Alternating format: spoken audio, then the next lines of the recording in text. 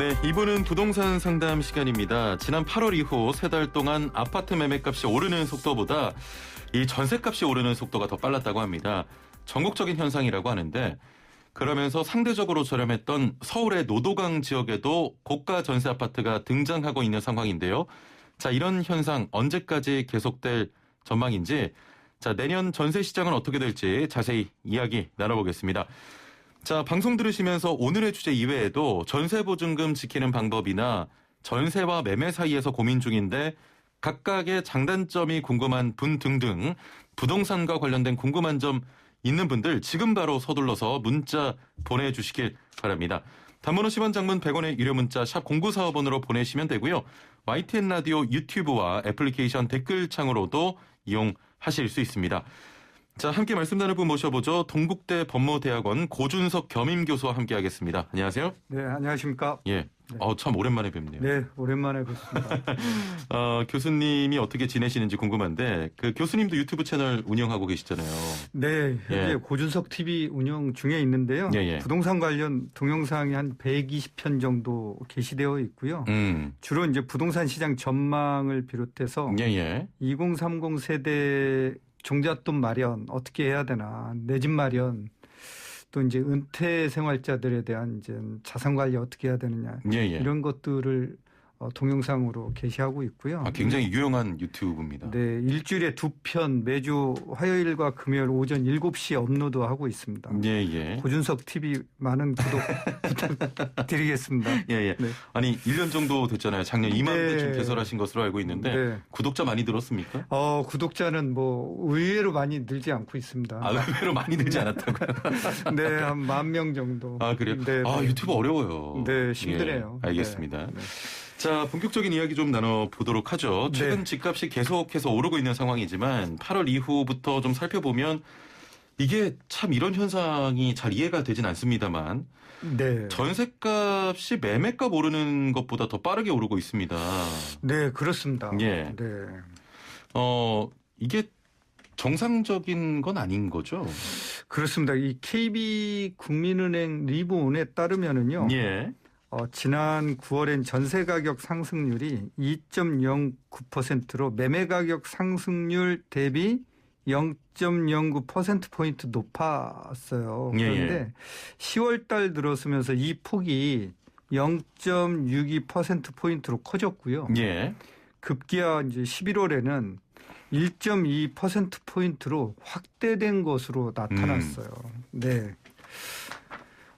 전세 가격 상승의 근본 원인은 아무리 뭐 누가 뭐라고 해도 공급 부족에 있다라고 보여지고 있어요. 결국 아파트 값이 올라서 그로 좀 이동한 거 아닙니까? 전세값으로. 그러니까 이제 아파트 가격이 오르는 그런 것도 있지만 이제 저는 주요 이제 뭐 근본적인 건 이제 공급이 많이 부족한 거고요.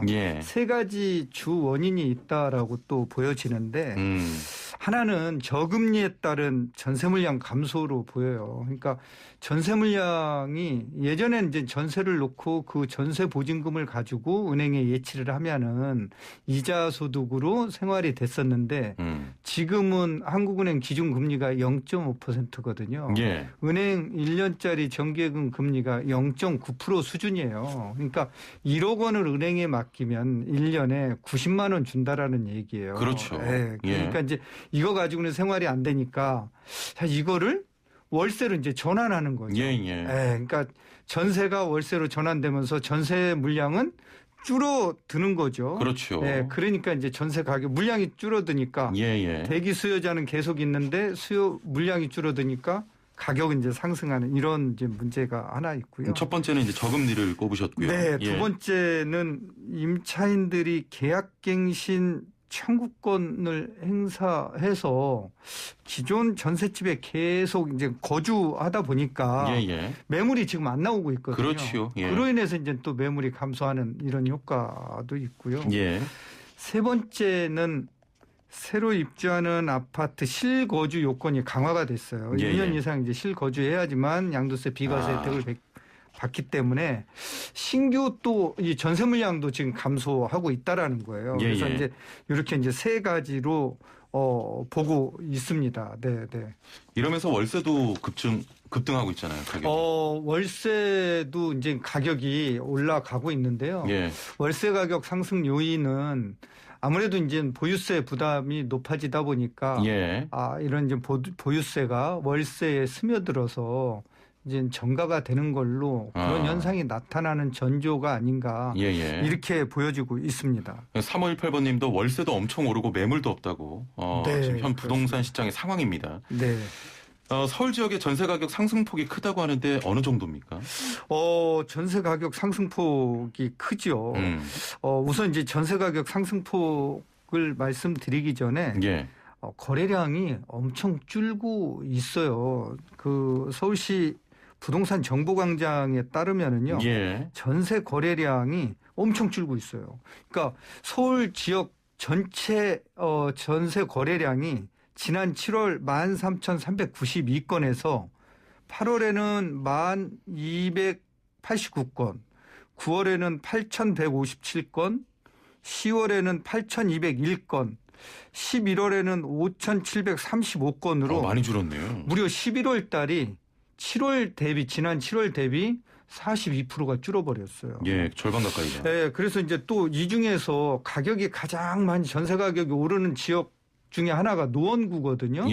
노원구의 거래량을 살펴봤더니요. 물론 이 자료도 서울시 부동산 정보광장 자료를 가지고 말씀드리는 겁니다. 지난 7월 달에 989건에서요. 8월에는 764건, 9월에는 669건, 10월에는 672건, 11월에는 484건, 무려 7월 대비 48.9%가 줄어들었어요. 그러니까 전세 물량이 확 줄어버리니까 가격은 그만큼 이제 올라가는 걸로 나타나고 있고요. 그러면 이제 실제 사례로 전세 가격이 얼마나 올랐나를 한번 이 지역의 이제 아파트 단지를 노도강 지역의 아파트 단지를 조금 살펴봤더니요. 노원구 중계동에 가면은 건영 3차 아파트가 있는데요. 전용 면적 84제곱미터의 경우 지난 8일이죠. 그러니까 12월 8일 날 8억 5천만 원의 전세 계약이 되었어요. 그런데 이 아파트 경우 7월 전세 계약이 체결된 8건, 7월 달에 이제 8건이 전세 계약이 체결됐는데 이때 평균 가액이 5억 5천에서 6억 3천 수준이었어요. 그런데 이제 2억 2천만 원에서 3억 정도 전세 가격이 상승해서 지난 8일 날 계약된 걸로 이제 보이는 거죠. 그렇군요. 그래서 참고로 지난 11월 24일 같은 평형 아파트 매매 가격은 여기가 이제 11억 5천만 원에 거래된 걸로 공시되어 있습니다. 또 상계동의 또 다른 단지 주거 6단지를 보면은요. 전용 면적 58.01 제곱미터의 경우 11월 전세는 3억 2천만 원에 계약이 체결된 걸로 공시되어 있어요. 그런데 지난 8월 말까지만 해도 전세 최고가액은 2억 2,500만 원 수준이었거든요. 이게 굉장히 소형 아파트인데 약 이제 9억 9,500만 원 정도가 이제 상승한 걸로 나타났습니다. 여기 이제 참고로 지난 11월 3일 같은 평형 매매 가격은 6억 5천만 원에 거래된 것으로 공시되어 있고요. 한 군데 더 말씀드리자면 여기는 강북구인데요. 미아동에 가면은 삼성 레미안 트리베라 1단지 여기 전용 면적 84.97 제곱미터 전세 가격이요. 지난 11월 9일 날 6억 5천만 원에 거래된 것으로 공시되었습니다. 하지만 이 아파트 단지 전세 가격은 지난 8월 말까지만 하더라도 5억 5천 수준이었거든요. 그러니까 가격이 이게 이제 많이 또 올랐다라는 거죠. 참고로 이제 지난 11월 10일 거래된 이 아파트 같은 평형 매매 가격은 8억 5천만 원에 거래된 걸로 공시되고 있습니다. 자, 이게 지금 계속해서 그 오른 부분을 말씀해 주셨는데 사실 노도강 지역은 흔히 이렇게 가파르게 오르는 현상이 없었잖아요. 그렇죠. 예. 없었죠. 이런 현상을 어떻게 보십니까? 여기에 이제 이렇게 이제 가격이 오르는 이유는 몇 가지로 뭐 말씀드릴 수 있겠지만 예. 특히 노도강 지역, 특히 이제 노원구 중계동 같은 경우 교육 환경이 굉장히 좋은 곳으로 예, 맞아요. 서울 예. 지역에서도 이제 평가가 되는 곳인데 예. 다만 이제 서울 중심 또 강남으로의 접근성이 약간 이제 다소 떨어지는 지역, 차가 이제 정체가 많이 돼서 예. 그랬는데 교통 환경이 앞으로 이제 개선이 많이 될 지역 중에 또 하나거든요. 아, 그렇군요. 예. 그래서 이제 이 지역에는 기존에 이제 147호선 지하철이 다니고 있잖아요. 예. 그런데 이렇게 이제 세 개의 지하철이 다니고 있지만 사각지대가 있었거든요. 그래서 신설되는 경절천 노선이 지난 7월에 착공이 됐어요. 바로 이제 상계에서 왕십리까지 연결되는 동북선 경전철이죠. 예. 이게 이제 2025년 말 준공 예정에 있고요. 그러면 이제 대중교통 사각지대로 여겼던 중계동, 특히 이제 은행 사거리가 여기 교통 사각지대였죠. 은행 사거리를 비롯한 노원구, 강북구 일대 교통 환경이 크게 개선될 것으로 보여서 수요자들이 이쪽으로 이제 많이 몰리고 있는 현상이 나타나고 있죠. 또 하나 이제 여기 GTX C 노선이 의정부에서 이제 수원역까지 가는 GTX C 노선인데요. 예. 여기 역 예정 잠정역으로 창동역으로 이제 거쳐가게 돼 있어요. 창동역을 거쳐서 삼성역, 양재역으로 지나갈 것으로 예상되기 때문에 강남으로의 접근성이 한층 좋아졌다. 네, 좋아지고 있죠. 예. 자, 그렇기 때문에 이 지역에 이제 수요자들이 많이 몰리고 있고요. 특히 이제 여기 상계동 지역은 1단지부터 16단지까지 약 3만 5천여 가구가 밀집되어 있는 곳이에요. 상계동만 하더라도. 근데 여기 아파트 가격이 사실은 이제 5억 원에서 6억 원 사이에 이런 아파트들이 상당히 많았었거든요. 그러니까요. 그래서 이제 전세 가격이 자꾸 올라가고 하니까 이쪽으로 이제 매매 수요도 몰리고 있고 전세 수요도 몰리고 있고. 그러면서 전체적으로 다 올라가는. 네. 그렇게 이제 이해를 하시면 될 것 같습니다. 알겠습니다. 자, 부동산 관련해서 고민 있는 분들 또 궁금하신 점 있는 분들 지금 바로 단문 50원 장문 100원의 유료 문자 샵 0945번으로 문자를 보내주시면 저희가 신속하게 답변해 드리겠습니다. 애플리케이션 댓글창도 활짝 열려 있습니다. 그러면요. 네. 지금 노도강 가야 됩니까? 노도강으로 이제 실수요자인 경우에는 노도강 지역도 향후에 교통 환경이 대폭적으로 개선될 지역으로 보이기 때문에 더 오르겠네요.